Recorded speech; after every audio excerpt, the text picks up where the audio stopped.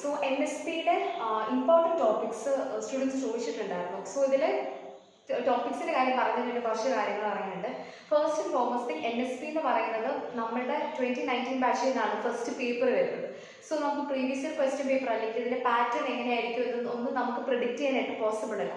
ആകെ നമ്മുടെ ഉള്ളത് സാമ്പിൾ പേപ്പറാണ്. സോ എല്ലാവരും സാമ്പിൾ പേപ്പർ കംപ്ലീറ്റ് ആയിട്ട് വർക്ക്ഔട്ട് ചെയ്യാനായിട്ട് നോക്കുക. പിന്നെ നമ്മൾ എക്സാമിനേഷൻ എഴുതുന്ന സമയത്ത് മാക്സിമം ഡയഗ്രാംസ് വരയ്ക്കാനായിട്ട് നോക്കുക, വലുതായിട്ട് അത് വരയ്ക്കുകയും അതിൽ നിന്ന് നിങ്ങൾക്ക് എന്താ മനസ്സിലാവുന്നത് എക്സ്പ്ലെയിൻ ചെയ്യും, കീ പോയിന്റ്സ് ബുള്ളറ്റ് ആയിട്ട് എഴുതുകയും ചെയ്യാനായിട്ട് ശ്രമിക്കുക.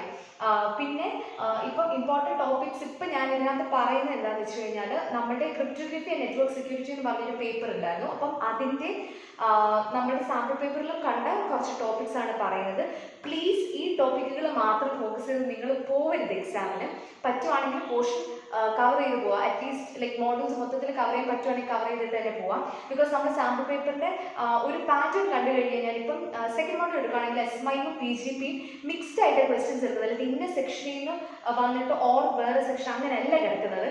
സോ ഇപ്പം ഞാനിവിടെ ഡിസ്കസ് ചെയ്യുന്നതിന് ലീസ്റ്റ് ഇമ്പോർട്ടൻസ് കൊടുക്കുക. ഇപ്പോൾ അവസാന റിവിഷൻ്റെ സമയത്ത് വല്ലതും ചെയ്യുവാണെന്നുണ്ടെങ്കിൽ ഇപ്പോൾ ഒന്നും നമുക്ക് റിവൈസ് ചെയ്യാൻ ടൈം കിട്ടുവാണെന്നുണ്ടെങ്കിൽ ആ സമയത്ത് ഇപ്പം ഞാൻ പറഞ്ഞ ടോപ്പിക്കുകൾക്ക് പ്രയോറിറ്റി കൊടുക്കുക. ഇത് മാത്രമായിട്ട് പഠിച്ച് പോയി എക്സാം എഴുതരുത്.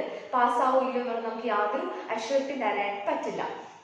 ഓക്കെ, സോ എനിക്ക് തോന്നുന്ന ഇമ്പോർട്ടൻറ്റ് ടോപ്പിക്സ് ആണ് ഇപ്പോൾ ഇവിടെ പറയുന്നത്.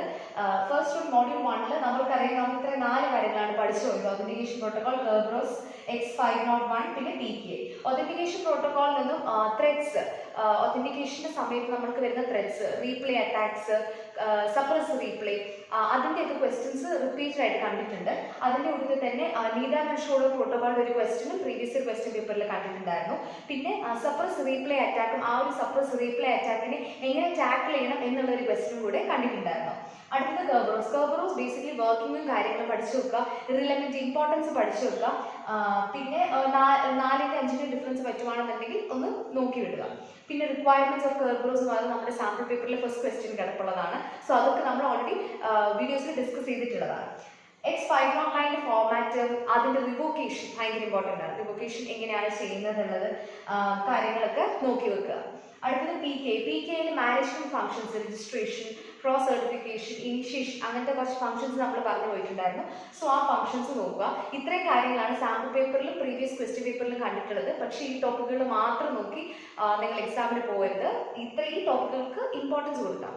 മോഡ്യൂൾ 2 നമ്മൾ പഠിച്ചിട്ടുള്ളത് ആകെ രണ്ട് ടോപ്പിക് നമ്മൾ പഠിച്ചിട്ടുള്ളത് PGP ആൻഡ് SMI. സോ PGPന്ന് വരാൻ സാധ്യത ചോദ്യങ്ങൾ എന്ന് പറയുന്നത് അതിൻ്റെ ഓപ്പറേഷണൽ ഡിസ്ക്രിപ്ഷൻ വെരി ഇമ്പോർട്ടൻ്റ് ആണ്. അതിൻ്റെ കൂടുതൽ സർവീസസ്, പിന്നെ അത് കഴിഞ്ഞിട്ട് PGPയിൽ വരുന്നത് മെസ്സേജിൻ്റെ format, message generation and message reception very important ആണ്. ഇതിന് പ്രീവിയസ് ഇയർ ക്വസ്റ്റ്യൻ പേപ്പറിൽ 2-3 ഇടത്തിലും ഞാൻ ആ സെയിം ക്വസ്റ്റ്യൻ കണ്ടിട്ടുണ്ട്. പിന്നെ അതുപോലെ തന്നെ PGPയിൽ പിന്നെ വരുന്നത് ക്രിപ്റ്റോഗ്രഫി, കീ ആൻഡ് കീറിങ്സ് നമ്മൾ പഠിച്ച സമയത്ത് പബ്ലിക് കീറിങ്ങും പ്രൈവറ്റ് കീറിങ്ങും പഠിച്ചത്. സോ അതും ഒന്ന് ഫോക്കസ് ചെയ്യാം. SMI പറയുന്ന സമയത്ത് SMIൻ്റെ ഫംഗ്ഷനാലിറ്റീസ് ഓരോന്നിൻ്റെയും ഡിസ്ക്രിപ്ഷൻ ചിലപ്പോൾ ഓരോന്നെടുത്തായിട്ടായിരിക്കും ചോദിക്കുക. അതിൻ്റെ സർവീസസ്, പിന്നെ അതുപോലെ തന്നെ SMIൻ്റെ പിന്നെ വരുന്ന SMIയുടെ ഹെഡേഴ്സ്, പിന്നെ അത് കഴിഞ്ഞ് എൻഹാൻസ് സെക്യൂരിറ്റി സർവീസസ്, ഇത്രയും കാര്യങ്ങളൊക്കെ കോൺസെൻട്രേറ്റ് ചെയ്യാം. തേർഡ് മോഡ്യൂൾ നമ്മൾ പഠിച്ച മെയിൻ ടോപ്പിക്സ് ആണ് ഇത്രയും. ഇത് കൂടാതെ നമ്മൾ പഠിച്ചിട്ടുണ്ട് വെബ് സെക്യൂരിറ്റി കൺസിഡറേഷൻ ഒക്കെ പഠിച്ചിട്ടുണ്ട്. അതൊന്നും സ്കിപ്പ് ചെയ്യരുത്. എഗെയിൻ പറയുകയാണ്, ജസ്റ്റ് ഫോക്കസ് ചെയ്യുന്നതാണ് പറയുന്നത്. ഇത് മാത്രം പഠിച്ചിട്ട് പോകരുത്. IPSEC നമുക്ക് വരുന്ന ഇമ്പോർട്ടൻറ്റ് ക്വസ്റ്റ്യൻസ് ബെനിഫിറ്റ്സ് ചോദിക്കാൻ സാധ്യതയുണ്ട്. ഒതന്റിക്കേഷൻ ഹെഡറിൻ്റെ ESPയുടെ ഹെഡർ ഫോർമാറ്റ്സ് ചോദിക്കാനായിട്ട് പോസിബിലിറ്റി ഉണ്ട്. കീ മാനേജ്മെൻറ്റിൽ obvious key determination, internet key എക്സ്ചേഞ്ചിൻ്റെ ഫേസസ് ഒക്കെ ഇമ്പോർട്ടൻ്റ് ആണ്. SSL TLS വെരി ഇമ്പോർട്ടൻ്റ് ഉള്ള എല്ലാ പ്രോട്ടോകോൾസും, എസ്പെഷ്യലി അലേർട്ട്, പിന്നെ ഹാൻഡ് ഷേക്ക്, റെക്കോർഡ് പ്രോട്ടോകോൾസ്. അലേർട്ടൊക്കെ ചിലപ്പോൾ 3 മാർക്കിനൊക്കെ വരാനുള്ള ചാൻസസ് ഉണ്ട്. റെക്കോർഡ് പ്രോട്ടോകോളും ഹാൻഡ് ഷേക്ക് പ്രോട്ടോകോളും മറ്റേ ഓരോ ഇവൻറ്റ്സ് എങ്ങനെയാണ് പോകുന്നത് എന്നുള്ളത് മനസ്സിലാക്കാൻ വളരെ ഇമ്പോർട്ടൻ്റ് ആണ്. SSLയിൽ ചോദിക്കുന്ന ഏകദേശം ഷോർട്ട് ക്വസ്റ്റൻ ആണ് SSLയിൽ. പിന്നെ വരുന്നത് SSL TLSൻ്റെ ഒരു കമ്പാരിസൺ കൂടെ, ആ ഒരു ക്വസ്റ്റൻ കൂടെ നമുക്ക് എക്സ്പെക്ട് ചെയ്യാം ആ ഒരു സെക്ഷനിൽ. പിന്നെ സെക്യൂരിറ്റി അസോസിയേഷൻ്റെ പാരാമീറ്റേഴ്സും സെഷൻ്റെ പാരാമീറ്റേഴ്സും കാര്യങ്ങളൊക്കെ നമുക്ക് ഈ ഒരു മോഡ്യൂളിൽ എക്സ്പെക്ട് ചെയ്യാം. ഫോർത്ത് മോഡ്യൂളിൽ നമ്മൾ പഠിച്ച മെയിൻ ടോപ്പിക്സ് ആണ് ഇപ്പോൾ എഴുതിയിരിക്കുന്നത്. അപ്പോൾ PFSൻ്റെ സിഗ്നിഫിക്കൻസ്, അതെന്താണ് സംഭവം എന്നുള്ള കാര്യങ്ങൾ നോക്കുക. DOSൻ്റെ പ്രൊട്ടക്ഷൻ ജസ്റ്റ് ഒന്ന് ബ്രഷ് ചെയ്ത് പോവുക. HTTPSൻ്റെ സിഗ്നിഫിക്കൻസ്, ഇമ്പോർട്ടൻസ് എന്താണ്, അതിൻ്റെ ഒരു ജസ്റ്റിഫിക്കേഷൻ ആയിട്ട് ഒരു ക്വസ്റ്റ്യൻ നമുക്ക് വന്നിട്ടുണ്ടായിരുന്നു. ഇനിഷ്യേഷൻ ക്ലോഷറിനെ കുറിച്ചൊരു ഐഡിയ ഉണ്ടായിരിക്കണം. Especially very very important protocols with diagrams നോക്കുക, ഫോമാറ്റ് കാര്യങ്ങളൊക്കെ നോക്കുക. സെറ്റിൻ്റെ വരുന്നത്, സെറ്റിൻ്റെ ഡ്യുവൽ സിഗ്നേച്ചർ ഭയങ്കര ഇമ്പോർട്ടൻ്റ് ആണ്. അത് റിപ്പീറ്റഡ് ആയിട്ട് ക്വസ്റ്റ്യൻ പേപ്പേഴ്സിൽ കണ്ടിട്ടുള്ളതാണ് ഡ്യുവൽ സിഗ്നേച്ചർ. അതിൻ്റെ അടുത്ത് തന്നെ ഇതിൻ്റെ സിഗ്നിഫിക്കൻസ്, ഓപ്പറേഷൻസ്, പാർട്ടിസിപ്പൻസ് എല്ലാം നോക്കുക.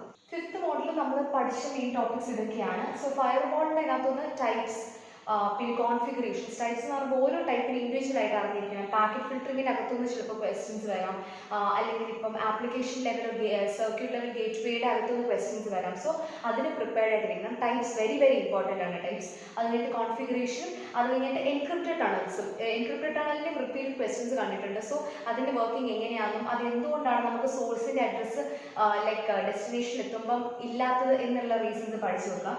ട്രസ്റ്റഡ് സിസ്റ്റത്തിൽ നിന്നും നമ്മുടെ സാമ്പിൾ പേപ്പറിലോ പ്രീവിയസ് പേപ്പേഴ്സിലോ ക്വസ്റ്റ്യൻസ് കണ്ടില്ല. പക്ഷേ ദാറ്റ് ഡസൻറ്റ് മീൻ ദാറ്റ് അതിൽ നിന്ന് വരത്തില്ല എന്നുള്ളത്. പക്ഷേ അതിൽ നിന്നും ഒരു ക്വസ്റ്റ്യൻസ് ഇതിനായിട്ട് കണ്ടിട്ടില്ല. പക്ഷെ എന്നാൽ അത് ഇഗ്നോർ ചെയ്യരുത്, ആ ഒരു ടോപ്പിക് ഇഗ്നോർ ചെയ്യരുത്. പക്ഷേ ഇതൊരു ക്വസ്റ്റ്യൻസ് ഇല്ലായിരുന്നു. IEEE ലാൻഡ് അതിനകത്തുനിന്ന് ഫേസസ് ആൻഡ് ഓപ്പറേഷൻസ് ചോദിച്ചിട്ടുണ്ട്. Sorry, phases of operations and services, ഈ രണ്ട് ടോപ്പിക്സ് ആണ് ചോദിച്ചിട്ടുള്ളത്. പിന്നെ WP, WPA, WPA2യുടെ കമ്പാരിസൺ ആണ് ചോദിച്ചിരിക്കുന്നത്. സോ ഞാൻ നേരത്തെ അതിനകത്ത് ലെക്ചറിൽ കൊടുത്തിരിക്കുന്ന പോയിന്റ്സ് പോലെ പോയിന്റ് ആയിട്ട് എഴുതി പോയിച്ചാൽ മതി. സോ അതാണ് മൊഡ്യൂൾ 1 to 5ൻ്റെ ഇമ്പോർട്ടൻറ്റ് ടോപ്പിക്സ് എന്ന് ഞാൻ കരുതുന്നത്. പക്ഷേ എഗെയിൻ ഞാനൊരു സർട്ടിഫൈഡ് പ്രൊഫഷണൽ അല്ല ഇത് പറയാനായിട്ട്. It's again from the previous question papers and the sample paper. So ഇതിന് റിവിഷൻ്റെ സമയത്ത് വലിയ ഇമ്പോർട്ടൻസ് കൊടുത്താൽ മതി. ഇത് മാത്രം പഠിച്ചിട്ട് പോകാതിരിക്കാൻ ശ്രമിക്കുക. All the best.